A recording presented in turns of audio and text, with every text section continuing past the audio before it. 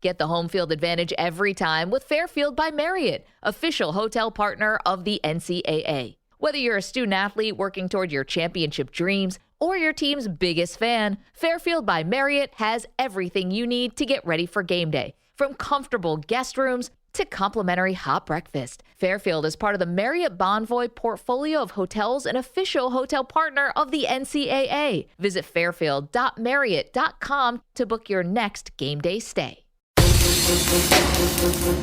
Welcome into The Verge, a show which covers the Baltimore Orioles minor leagues. The Verge is part of BSL Radio. Baltimore Sports and Life is dedicated to analysis and discussion on the Orioles, Baltimore Ravens, and the University of Maryland. The site has a team of writers providing coverage of those teams and houses live streaming content weekly. Join the conversations at the message board, like BSL on Facebook, and follow BSL on Twitter.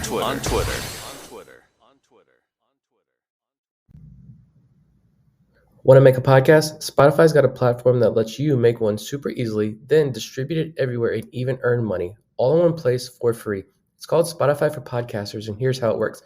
Spotify for Podcasters lets you record and edit podcasts right from your phone or computer, so no matter what your setup is like, you can start creating today. Then you can distribute your podcast to Spotify and everywhere else podcasts are heard. Video podcasts are also available on Spotify. With Spotify for Podcasters, you can earn money in a variety of ways, including ads and podcast subscriptions. And best of all, it's totally free with no catch. Ever since we discovered Spotify for Podcasters, we feel like having options like video podcasts and Q&A lets us be more creative on another level. I highly recommend you give it a try. Download the Spotify for Podcasters app or go to www.spotify.com/podcasters to get started. Welcome back to our weekly Mailbag episode. A new thing we're doing this year, releasing an episode over the weekend, taking questions from patrons and social media, Twitter, Facebook, Instagram. If you're not following us there, follow us on all those platforms as well. But taking questions from those platforms, and really just having an opportunity to talk about the Major League Orioles, Major League as a whole. We could talk prospects here. If you have prospect questions, of course, shoot them our way. But each week, either myself, Bob, or Zach takes, sometimes, maybe in the future, all three of us will come together and do one of these, bring some guests on to go through the questions as well. Week by week, who knows what this is going to end up looking like. But for now, it's me, just Nick Stevens here, to go over a couple of questions we got on this week's mailbag. Some good ones, some lighthearted ones, some thinkers. So we'll talk through some of these this week. First couple of questions here are from Bob. When he's not doing the show, he does like to include his own questions. First one is, what is your strategy when there are 5 games going on at the same time? Speaking of Orioles, AAA, AA, high A, and low A, obviously. Well, this year, thanks to my mother-in-law, I do have access to Masson for the first time in probably 3 years. So Orioles go up on the main TV, and then whichever minor league game has the best pitching matchup, that usually goes on my laptop. But I've got all the tabs open for every game, most nights, especially early on in the year. Later on in the summer, when summer ball, college summer ball kicks up, I'll be going to a lot of those games around town. So there's a little less watching as the season goes on. But for right now, I've got all the tabs open. Orioles up on the main TV, a lot of flipping around. And whatever I don't watch live that night, honestly, I'm throwing on at work the next day. So the amount of baseball I consume during the season is actually insane, but I would not have it any other way. And I'm always looking for additional ways to consume even more baseball, which is kind of frightening. But another question to expand on that, Bob says, if you could only watch one team going in blind as far as starting pitcher and lineup, what would be your order of preference between Orioles, Tides, Bay Sox, Ironbirds, and Shorebirds? Tough question. Probably Orioles first, since this team is legit now. It's fun. So many of these players, these prospects that we followed since we started the show, 3 years ago, are now reaching the major leagues. This team is a serious playoff contender right now. So Orioles are probably first. Tides are an easy second. They're a close second only because Tides baseball, like, that's my childhood. Harbor Park is where I legitimately fell in love with baseball as a kid. And the best part about Harbor Park is nothing has changed. It's like stepping into the ultimate time warp every time I go back down there to Norfolk. Same food, same announcer, same games, even the same dude selling baseball cards and memorabilia outside the team store. I'm 35 now, but it's exactly like when I was 12, and I absolutely love it. Then I'm going Bay Sox because this Bay Sox roster is always loaded. Shorebirds and then Ironbirds. I actually don't watch a ton of Aberdeen games just because the broadcast is just not good. But he has another question here about Gunnar Henderson and his defense. Orioles fans may be frustrated with Gunnar Henderson's defense at third base, particularly due to some errant throws. What would you say to them about his long-term outlook at the position? I'd say that the errant throws were something that we saw a lot of in 2021, going back to his days in the minor leagues. He cleaned it up in 2022. I think that was something that was very noticeable early on last year when watching him. We obviously don't have, the defensive metrics or any defensive data on minor leaguers. So the only thing we have that you can see to quantify his defense were the errors. He had 30 errors in 2021, cut that down to 16 last year. At the major league level, the game is just a lot faster. The pressure is amplified, so he's going to have to learn. And I think just let him settle in at the plate. And he's coming off a really great game on Friday with a couple of hits. Once he gets in a groove there at the plate, he can relax a little bit more, maybe slow the game down defensively as well. He's going to be a mainstay on the left side of this infield for hopefully a very long time. I think there will be at least one, hopefully more Gold Gloves in his future. Gunnar's going to be just fine. He's going to make rookie mistakes, but nothing in his past leads us to think he won't successfully rise to any challenge that he faces in the major leagues. Just let him get comfortable and let him slow the game down a little bit. Be just fine. Kyle Stowers question here from Bob. Kyle Stowers discussion. Kyle Stowers continues to get very limited playing time. Do you think this is a Hyde decision or coming down from the front office? So what is it going to take for him to get regular playing time? For Kyle Stowers to get playing time, Cedric Mullins, Austin Hayes, Santander, Kowser, Kerstad, Hayes, McKenna, Daz Cameron, and Hudson Haskin are all going to have to be traded. That's the only way Kyle Stowers gets playing time. But even then, you think about it, Connor Norby and Taryn Vaver probably get first dibs at filling the outfield spot. So even then, Kyle Stowers is going to have to fight for playing time. I don't know. Seriously, though, I did pull up this old article here. I wish we knew more why Stowers rarely plays, the real reasons why. But I put up this piece John Mioli wrote for Baseball America, kind of recent. It was late January of this year. And just reading directly from his article from Baseball America here, he says, after punishing right-handed hitters at Camden Yards by changing the outfield dimensions in left field, the Orioles spent the offseason pursuing left-handed hitters to balance their lineup. No matter who they bring in, 25-year-old Kyle Stowers may prove to be their best option. Quote, he'll have an opportunity to win a major league job, Orioles manager Brandon Hyde told reporters at the winter meetings.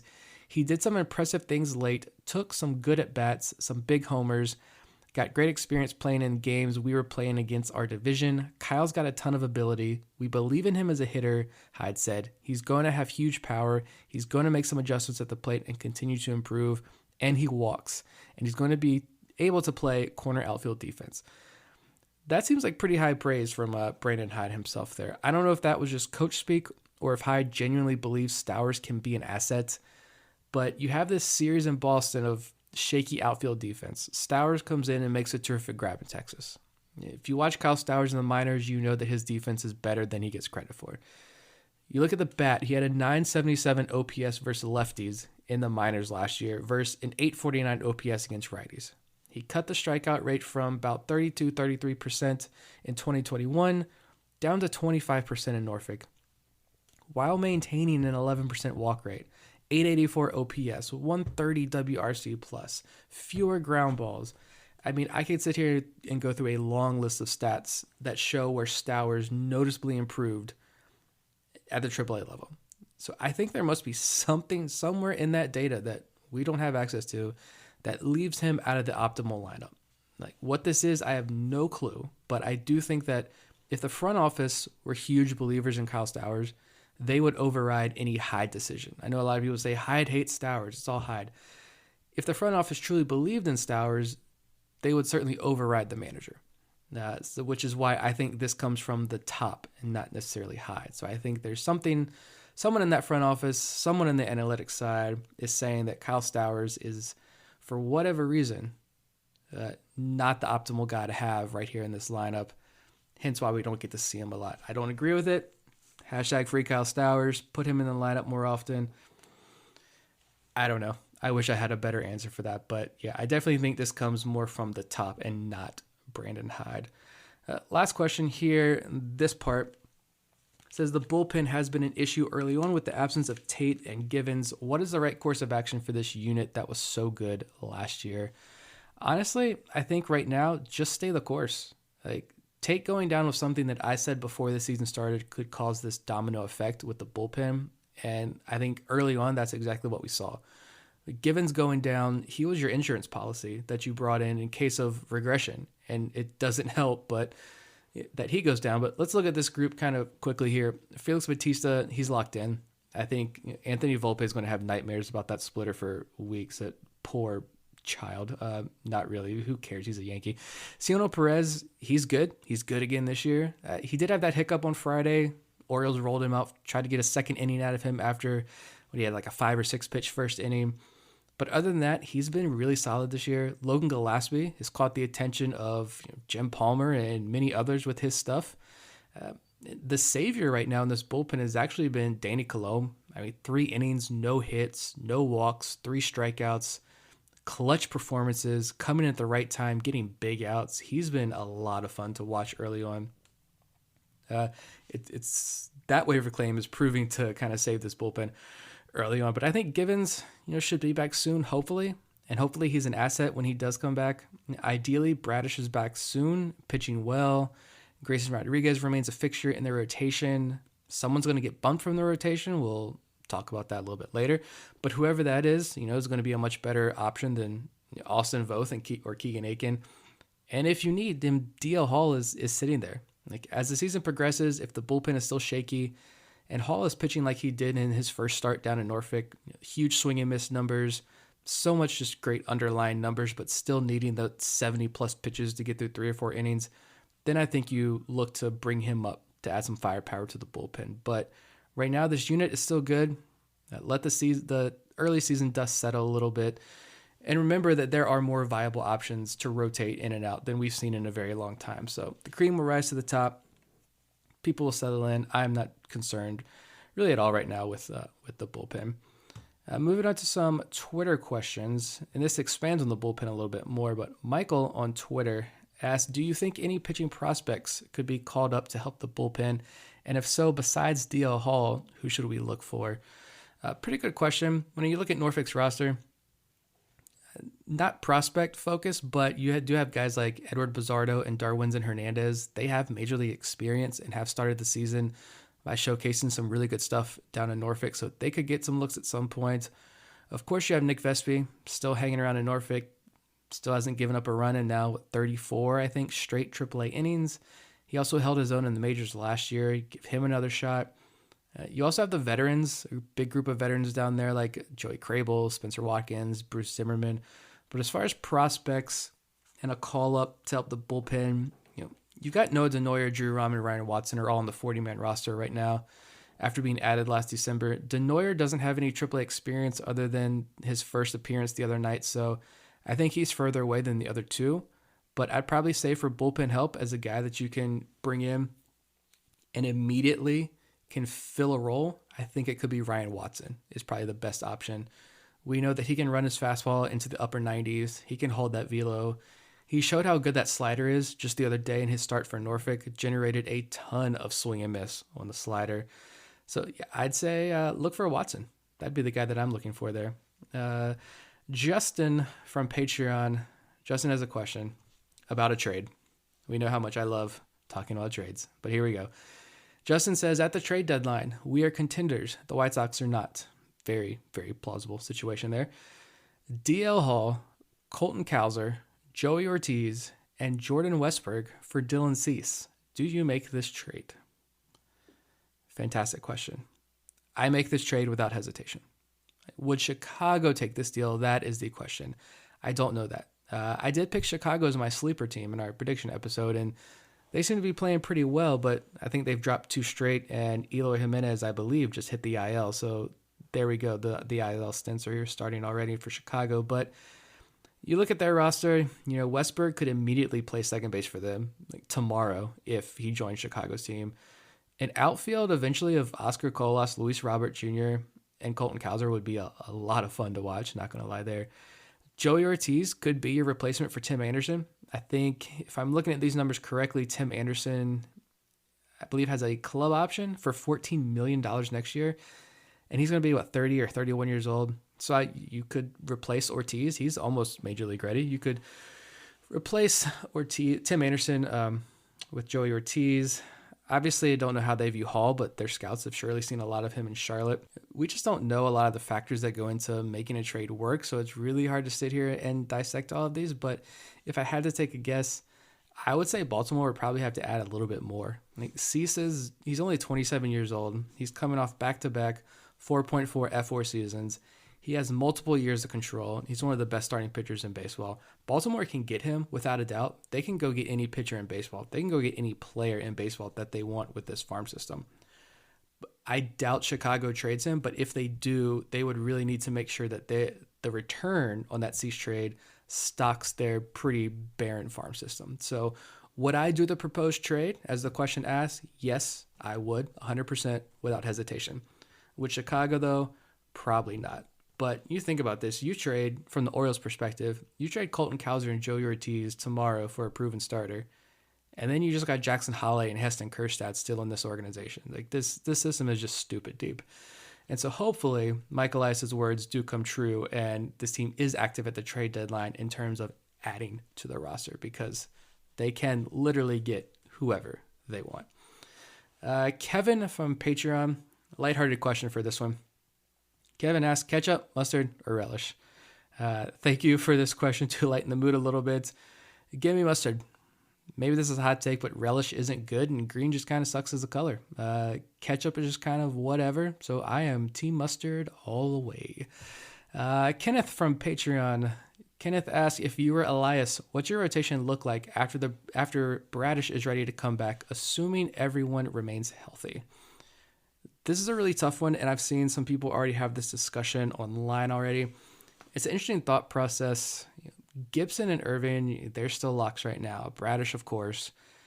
If his debut was a preview of what's in store for Grayson Rodriguez on the mound, give me Grayson. And then, this isn't a set order, it's just 5 names at random here, but then give me Dean Kramer for right now. I think he looked better against New York.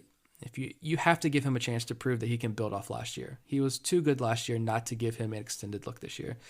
And I moved Tyler Wells to the bullpen. We always talk about, for 2 years now, it seems like you always say, well, just go to the 6-man rotation. Just do this. Just do the piggyback thing. I don't think the Orioles are going to do that. They've never seemed to even entertain that idea. So I don't think that's going to be an option. But I moved Tyler Wells to the bullpen.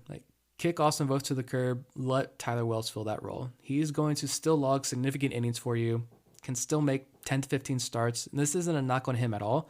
I like Tyler Wells a lot. He's a very good big league pitcher. And as we've learned the last couple of days, an amazing teammate and human being. But from a baseball side of things, he can fill this sort of wild card role for you. Be that 1-inning power arm if you need him, a 4-inning man when a starter gets roughed up early. He can be a starter, step in back into the rotation if you need someone to step up for a few outings. Late inning, high leverage guy. I don't really think it matters what role he's in. He's versatile and should excel. Regardless, it's a really good problem to have. And I love that this is the type of debates Orioles fans can have. Not sitting around debating about these quad A players who aren't even in baseball anymore or overseas playing. We're debating and discussing a group of quality major league arms here. But I'd go Wells to the pen, but certainly interested to hear any alternative thoughts on that question. Good thought-provoking question over the next couple of days as Kyle Bradish, it looks like he will be back when he's eligible to come off the 15-day IL there. Another question from Twitter. Can you guys explain Colton Cowser to me? He was supposed to be a left-handed hit tool on-base machine in the mold of Nick Markakis, but suddenly he's become a 3 true outcomes player, more in the mold of, dare I say, Chris Davis. I'm not saying he can't still be a great player with that skill set, but he's kind of befuddling player who feels a lot more risky than the safe player he was touted as when he was drafted. This is from Orioles Feed on Twitter. I'm going to cheat a little bit here. I'm actually going to table this one for our regular show this coming week, only because Colton Cowser's start to the year in Norfolk is obviously not good. It's 2 hits, 3 hits in 6 games. And I think this will be a good discussion when all three of us are together and give us something really good to talk about when we look at what's going on around Norfolk. Because, I mean, Westberg, good. Ortiz hits ball hard. Norby hits everything, yada, yada. The Cowser discussion, I think, is much more interesting due to what we saw from spring training, what we saw at the end of last year when he was in AAA, and then his start to this year. So the Cowser discussion is going to give us a lot more to talk about. So Bob and Zach, when you hear this, here's a segment for next week's show. But thank you, Orioles Feed, for this question. We will dive into this much more with all three of us next week. Last one here, David on Patreon.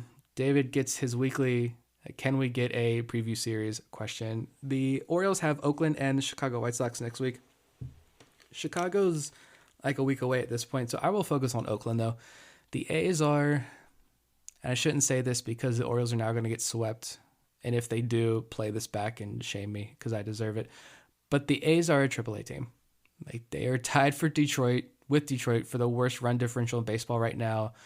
They have a team WRC plus of 80, which they're actually team's worst, but still. Jesus Aguilar and Jace Peterson are two of the more prominent players on this roster.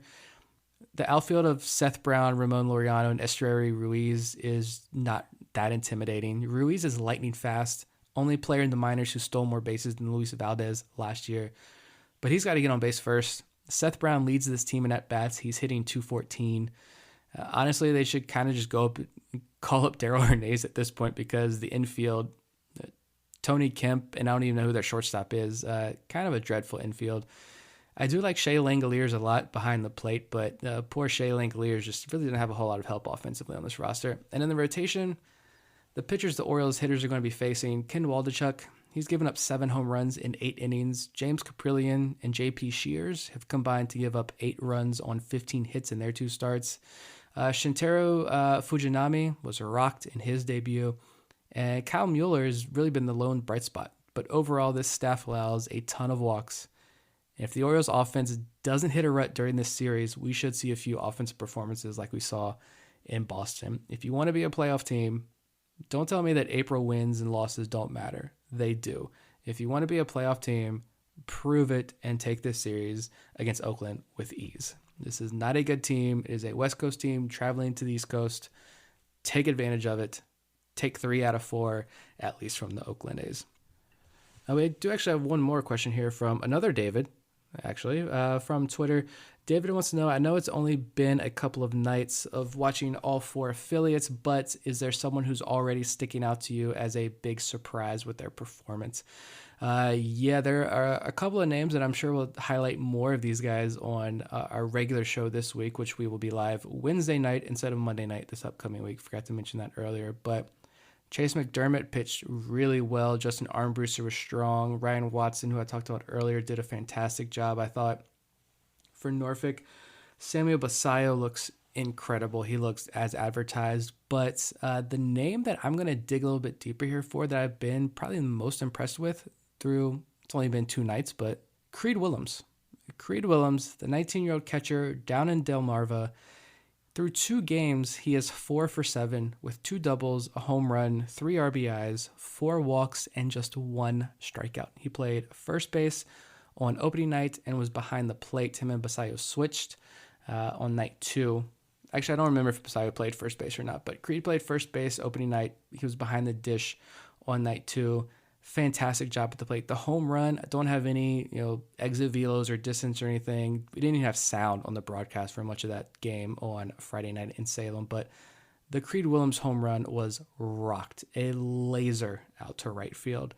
He looks, we'll talk about an early overreaction. Creed Willems looks fantastic right now.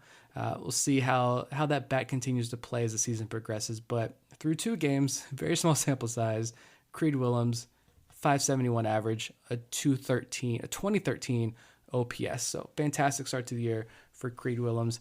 Thank you to everyone who asked questions. Reminder, we do this every single weekend. Don't know who's going to be doing this next week, but feel free to send in your questions via Twitter, DM us there, join the Patreon, patreon.com/ontheverge, get in the WhatsApp group.